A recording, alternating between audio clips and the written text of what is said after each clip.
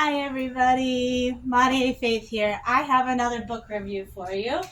I read Dosa Files, Tales from the SVR Universe, Volume 2. This book is an anthology. The main person is H.L.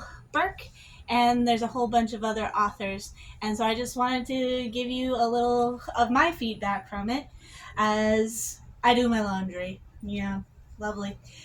Anyhow, so I really enjoyed several of the stories in this book.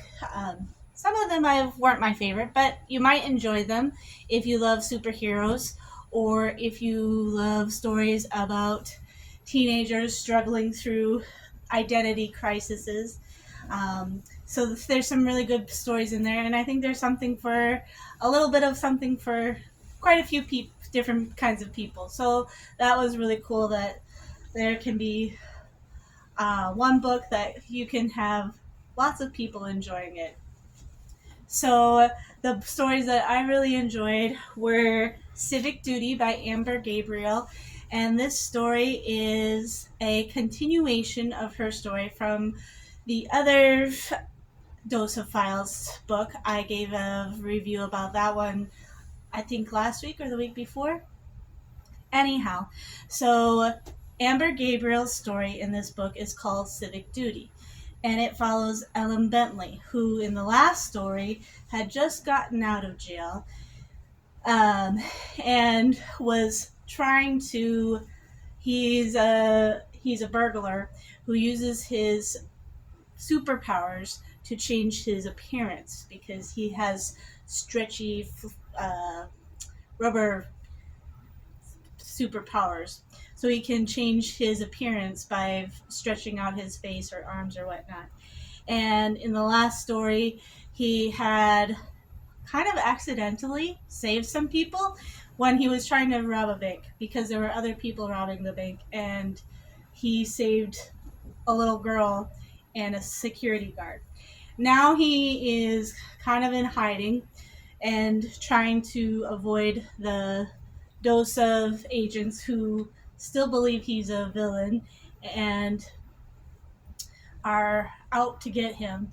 And he is called out on jury duty. And he doesn't want to do jury duty for obvious reasons. He's a supervillain and he just doesn't want to be on that side of the law. But he can't find a way around it, so he has to go to civic duty, to jury duty. And the case that's being tried is of somebody was having this guy trim their trees, but they were supposed to first make sure that all the trees were safe, and he had an accident by a tree falling on him, and so he was wanting justice because he had been injured by these people's trees. And they were saying, no, we've proven that we have our trees, our trees were taken care of by this guy, and they're all good. Well, and one of my favorite parts of this story was actually where's the book? There it is. So obviously Elam is on jury duty and he doesn't like it, but this old lady who's also on jury duty with him invites him to go to lunch with her while on lunch break. And there's an accident where the waitress almost drops the food, and he uses his super stretchy abilities to catch the girl, the waitress, and catch the food at the same time. And Lacosta tells him that he is a good person, even though he thinks he's not a good person. And then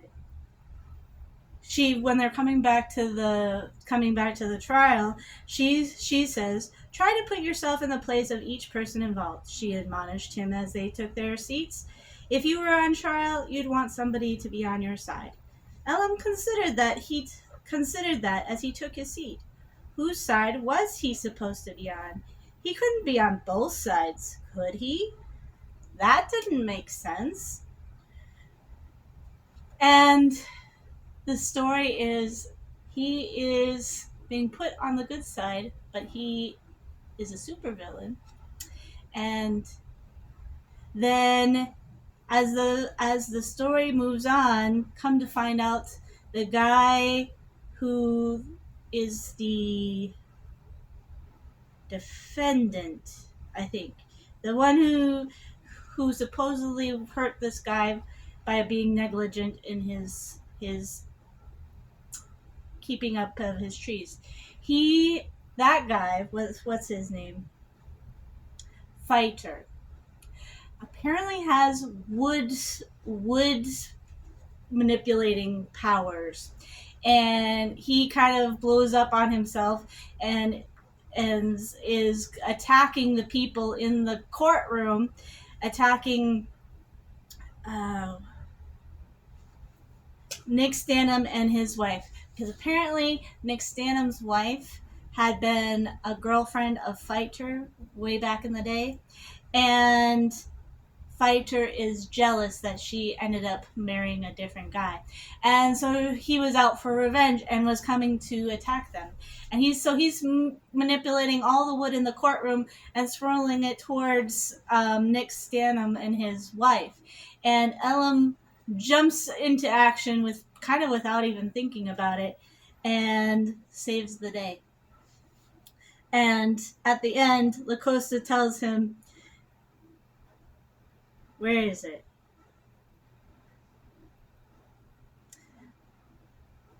You have a kind heart. Don't let anyone tell you different, even yourself. So Lacosta, the older lady, is seeing good in him, even though he's a supervillain.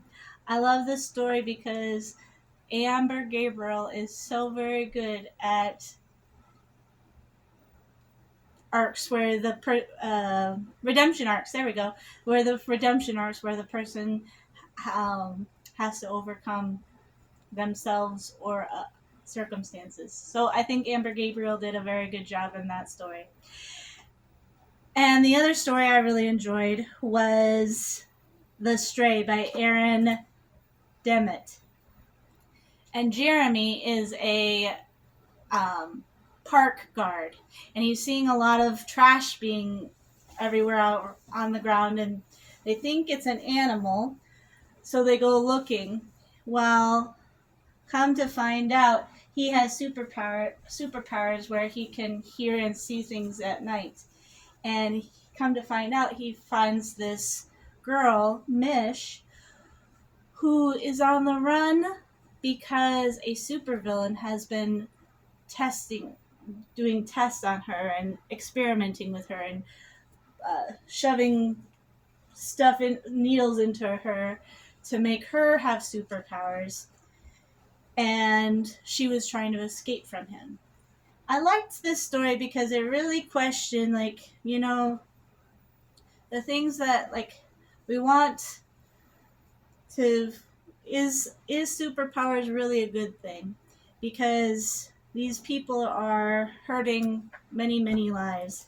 And yet, the superpowers can also be used for good. And Aaron, I think that's something that Aaron Demmett did really good in this story, was exploring, the travesties of someone who has a super ability, but also what the good can be of those who use the superpowers for good. So I found that interesting. And I also loved Ripples in the Pond by Dawn E. Dager. And in her story, Ryan kind of discovers by accident that he has superpowers, and then he is kind of in denial because he doesn't want that responsibility and doesn't want to have to do anything about it. But he comes up to several circumstances where he hears someone in trouble and he has to he kind of realizes if he can't walk away because he feels responsible to rescue them, and he's able to use his superpowers to not only save them but to stay safe himself when the attackers start attacking him. And for the longest time, he's wrestling with being responsible, taking, accepting this.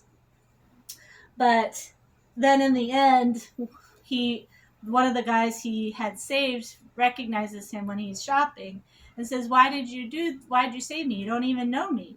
And he said, "It was just the right thing to do." And the guy wanted to pay him, and he's like, "No, you're not going to pay me." And he says, "Just pay it forward." And then he sees that that guy goes and helps a old lady out in the parking lot. And let me read that part to you because it is really fun.